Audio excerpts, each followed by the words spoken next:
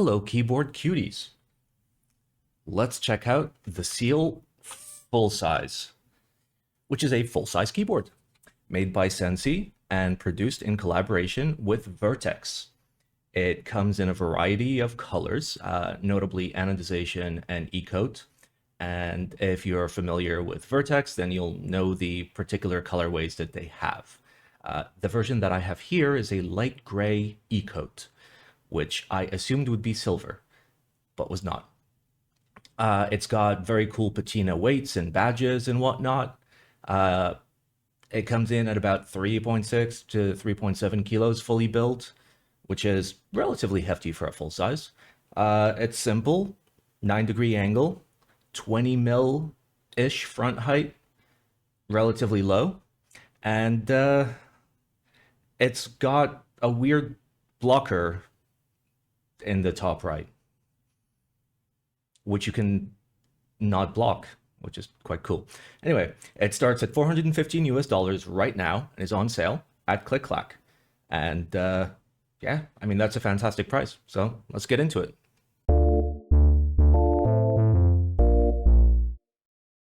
And here we are. Before we get into it, first things first, disclosure, this keyboard was sent to me directly from, I guess, Sensi or Lolo.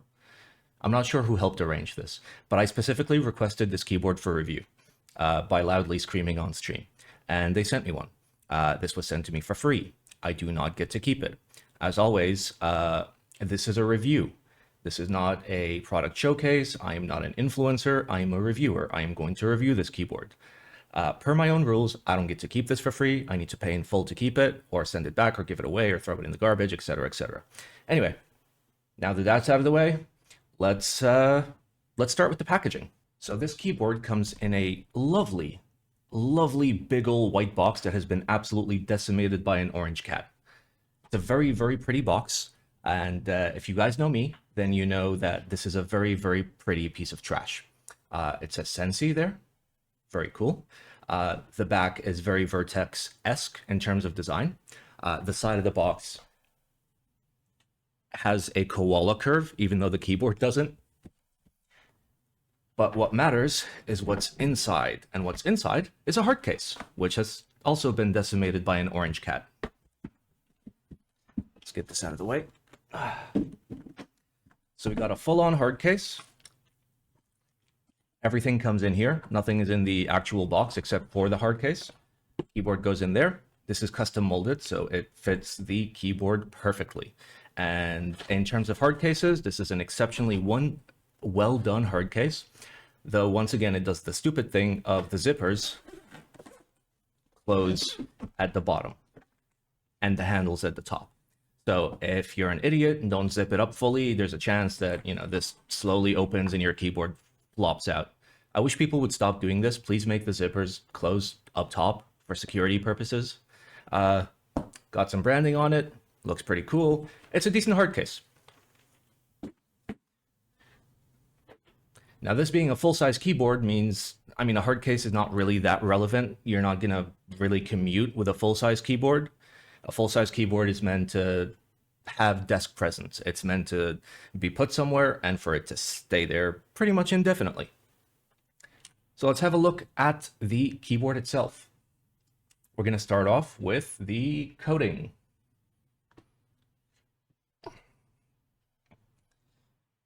So you'll have to forgive me for using such a bright key set.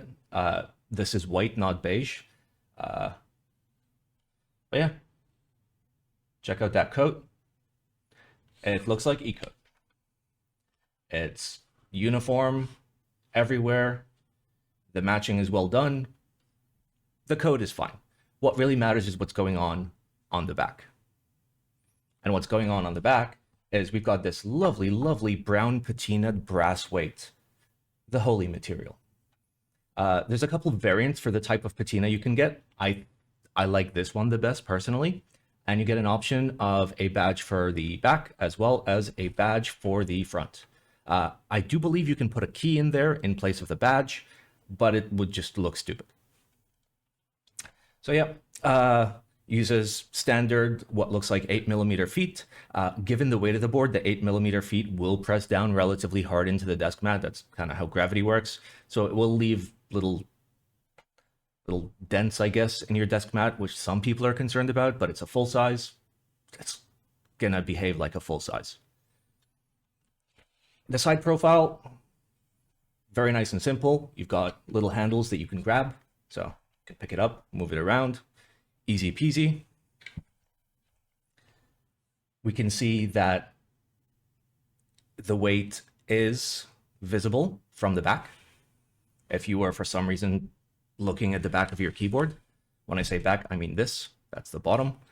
So we can see that the USB-C cutout is actually in the weight.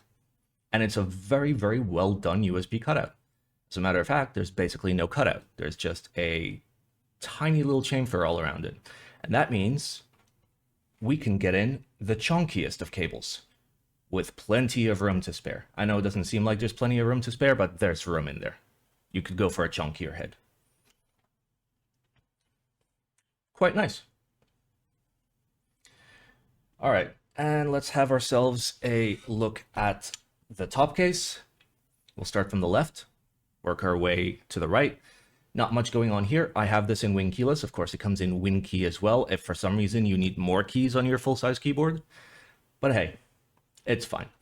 Layout support is fairly standard. You have this. You can also solder PCB. I know hot swap is an option, but this is a solder PCB. Anyway, I do believe you have standard ISO support. And here on the right side, you've got your 3 indicators, which indicate the 3 keyboard things. If I can plug this in. There we go. So they are num lock, pane lock, and of course, caps lock. Quite cool. I would have liked if this was just bigger and over here, as opposed to just having all this free space here. But again, designer gonna design, and he wants to design this. So congrats. Little badge here. You can pick lots of colors. I don't think I specifically requested this one. I just requested the particular weight option that I got. In terms of layout support over here, the Chinese version, which is the version that I have, forces a full 2U plus, enter, and 0. Now, I have spoken to Sensi and requested that the plus, 0, and enter get split. So if you're buying an international variant of this, you will have proper numpad support for 00 as well as split plus. And for some reason, they also split the enter. I didn't specifically request it. I only asked for the plus and the 0, but they added the enter. One additional thing is currently, if you look at the product page, which is linked in the description, as always, no affiliations. I don't get any money. I do this out of the goodness of my heart. You'll see that the plate designs in the group buy are not yet updated. And I will be talking to Sensi as soon as I shoot this and ask him to fix the plate designs. So those should be resolved. Alrighty, that's pretty much all there is on the outside. I mean, there's not much going on. Design-wise, it's incredibly, incredibly simple of a design. You've got a little chamfer running all the way around the board. All the way around the board, you've got a little chamfer. The bezels are slim. It looks like 4 or 5 mil, and then 8 mil and 8 mil. Korean standards, essentially. It's nice. It's simple. It's a full size. One last thing before we actually open this up, please do note that there are 2 plates. There is a plate for the 60% area plus F-row. So there's a plate for here, and then there's another plate for here. This offers benefits in terms of getting a little bit more of a consistent typing feel on your Alphas cluster. That way you're not typing over here and your plate is also mounted all the way over there. So there's a plate here and a plate here. We'll talk more about it once we get into the nitty-gritty. So let me open this just off camera and we'll go inside. All right, and here we are. There are 12 screws keeping the entire keyboard together. And those 12 screws are going to be reviewed right meow. There are the screws. They're non-ferrous. 0 out of 10. Yep, so there are long screws in the back of the board, shorter screws in the front of the board, and I don't know why they keep using non-ferrous screws at the factory. I'm pretty sure they just like ordered a really large batch and are stuck with them. But I will do my complaining, because non-ferrous screws are a nightmare to get out of boards like this. All right, let's get it apart. Oh. So the daughter board is on the bottom, so we got to be kind of careful opening this up. There we go. The JST is relatively short, but not unworkable. Totally fine. Here we can see two separate PCBs that do link up with two separate plates. We're going to get there in a moment. Let's check out the bottom real quick. So there's your unshielded JST, which is perfect. That's just the way I like it. That allows you to basically have a flatter cable. It's a little on the short side, but the way that you put it together is not a big deal. I've dealt with way worse. We can see that a tiny bit of the weight does come through. Cool. What you can also see is there isn't any brass on the inside, with the exception of this, right? So we're getting the acoustic benefits of a big brass bottom to basically act as a weight mass for the board and help the keyboard sound better. But what we're missing is a thin sheet or thick sheet, doesn't matter, of brass here to try and deepen up the sound of the alphas and the other sounds. We'll talk about sound later, but this could have been done better in my opinion. The weight is screwed in with a bajillion screws that I'm probably not going to undo, but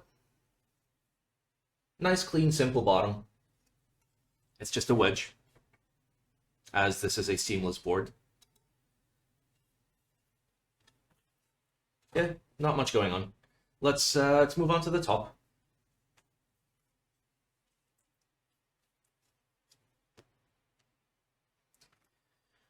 Alrighty. So, alpha cluster PCB, navigation, and numpad PCB. We can see that there is a ribbon cable in between the two. Unfortunately, this is not a place where you could have used JST, because if I'm not mistaken, there's like 12 or 14 data lines being run there to communicate from one side of the PCB to the other side of the PCB. So this is the master side. So the numpad and nav is the master side, and this is the slave side. There's no logic here. Everything just goes through this little ribbon to the controller. We will take it apart. And by that, I mean just open up this little ribbon cable.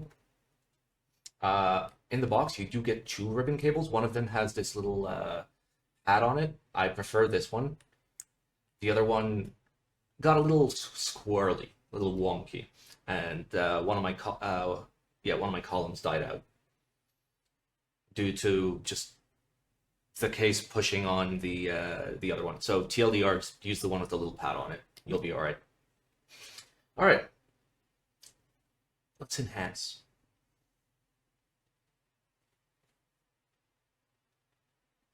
See that? See that? Do you see where the plate screws into the case? I sure do. I'm going to take apart the numpad side just so we can get a clear visualization of what's going on. What's going on here is, instead of the plate being screwed directly into the top case, it is screwed into a polycarbonate shim. And the reason for this is, if you were, for example, to take an aluminum plate mounted in an aluminum board and then move that plate to a identical board but made out of polycarbonate, you'd get a tiny bit more softness, a little bit more flex out of the typing feel. And please, Lord, ferrous screws. Give me ferrous screws. Gotta do the wedge thing to get the screws out. This uses a hex 2 for the case screws as well as the plate screws, which is nice. All right, let's get these screws out of here. All right, there we go. So let's get a little close up. See that?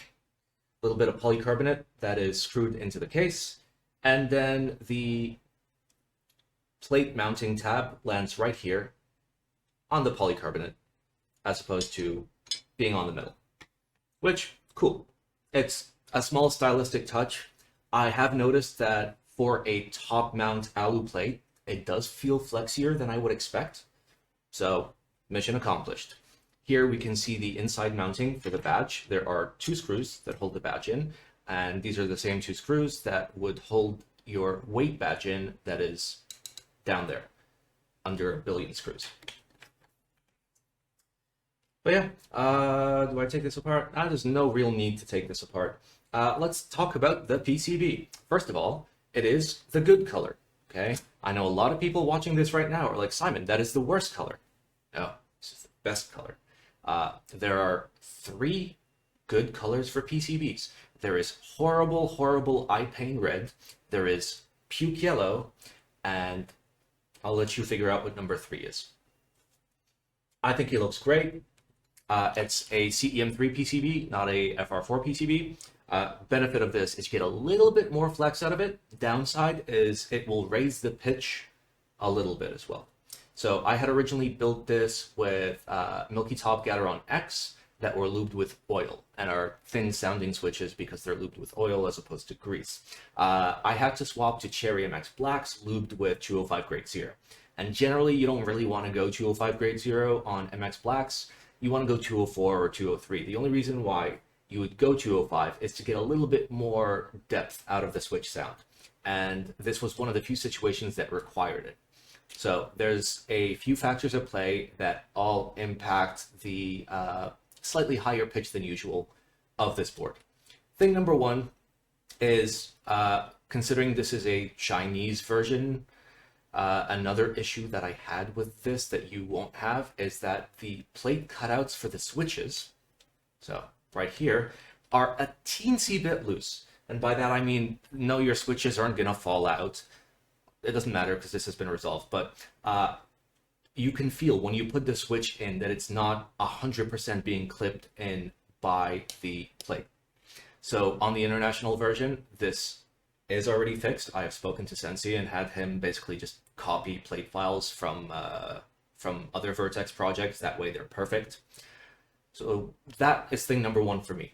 Thing number two is CEM3.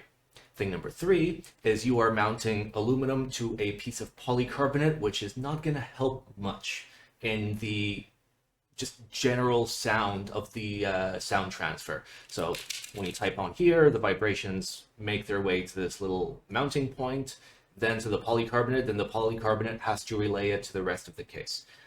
Think of it as two big bells being bridged by a tiny piece of metal. That tiny piece of metal is going to sound way higher pitched than everything else, right? Because it's just a very, very small piece of polycarbonate. And thing number four is there is no internal facing brass weight. And no, that doesn't count. I'm talking about something that would adequately cover the alphas area. Now, Simon, does that mean that this is a bad keyboard? No. Does this mean that it sounds like a bad keyboard? No. Okay? This is a great keyboard. One of the benefits of Fullsize is you're dealing with so much mass that it's really, really, really, really, really hard to screw it up when it comes to a sound perspective. A big board is always going to sound better, fuller, deeper, harder, etc.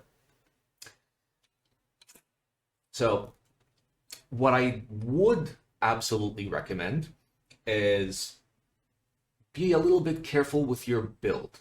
You will have to put a little bit of work into this for it to sound good. And to be fair, this is a full-size keyboard with very classic design elements that I believe that the majority of people that are going to be buying this are people that are capable of actually putting together a keyboard instead of just slapping together some slop, all right? So you're going to want a slightly deeper sounding switch. You're going to want a potentially deeper sounding plate. Think polypropylene, think thick plastic, think whatever you want to think. You want to make your switches sound fuller, so you lube them with grease as opposed to oil. You can put some switch films in there, the little Thok gaskety ones. foam ones. Would I recommend that you put foam in this? No, do not put foam in this. Foam is not an option. It doesn't come with foam. There is no foam. There will never be foam. Foam bad, okay?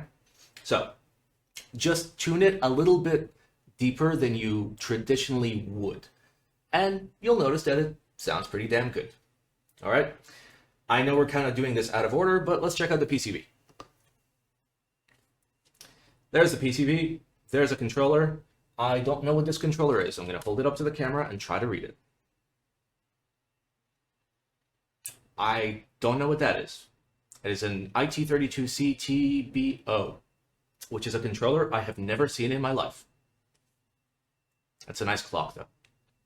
It's a nice clock. So, runs via, no problem.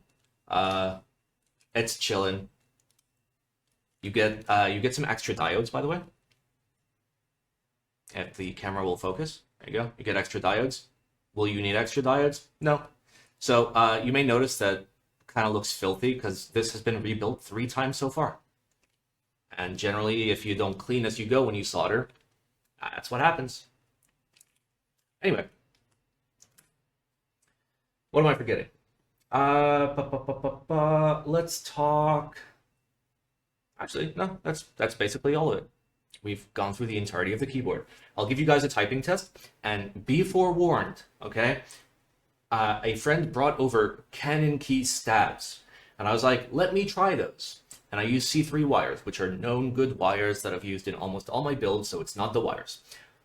Some of the stabs are a little sussy. And to be fair, one of the stabs that are sussy is the backspace, and CRP round 4 is notorious for having backspace issues, so you can blame the keycap there. But I'll tell you now that it's going to sound a little bit higher pitched than you'd like. If I had put ABS on this, it would have sounded a little bit deeper. So use your own brain cells when figuring out if you like the sound.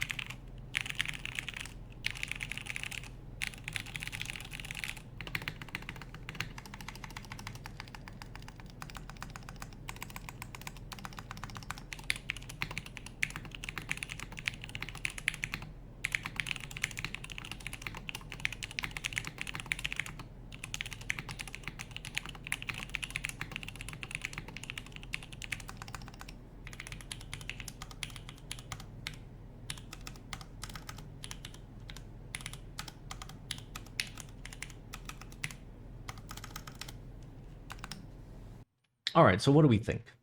What do we think about the seal? I mean, first of all, it's a full size, okay? And seeing full size projects in 2024 is something that I just love to see. I love big boards, and I cannot lie. Thing number 2, the price point for this is incredibly, incredibly good. Starts at 415 bucks, and that's with a weight and everything. There isn't some like stupid bare bones model that is all aluminum. And if you were to really, really spec it out, it goes up to like $440, which is a great deal for a full size, all things considered. You get a hard case, you get a very pretty box that you can throw in the garbage. I like this board. I like this board a lot. I will very likely be purchasing a group buy variant of this, or keeping my current version and getting a replacement plate and PCB so I can actually get the layout support that I actually want, because I like to split my numpad plus. Would I recommend that you buy this board? Yeah, absolutely. Link is down there. It's live right now. As of when this video is out, it might be gone in the future, but it's just so good to see nice, clean, simple designs like this instead of the usual nonsense, foam-filled, thwompy nightmare mess of the last 3 years. Remember that we as a community, we as a hobby vote with our wallets. And if we don't support projects that are simple, clean, big boards, we're just not going to have any. And then don't come crying to me when all you can buy is a forged carbon fiber 60% that's $600 and is made out of 99.9999% resin and full of foam. Don't come crying to me. Anyway, this has been my review. Bye.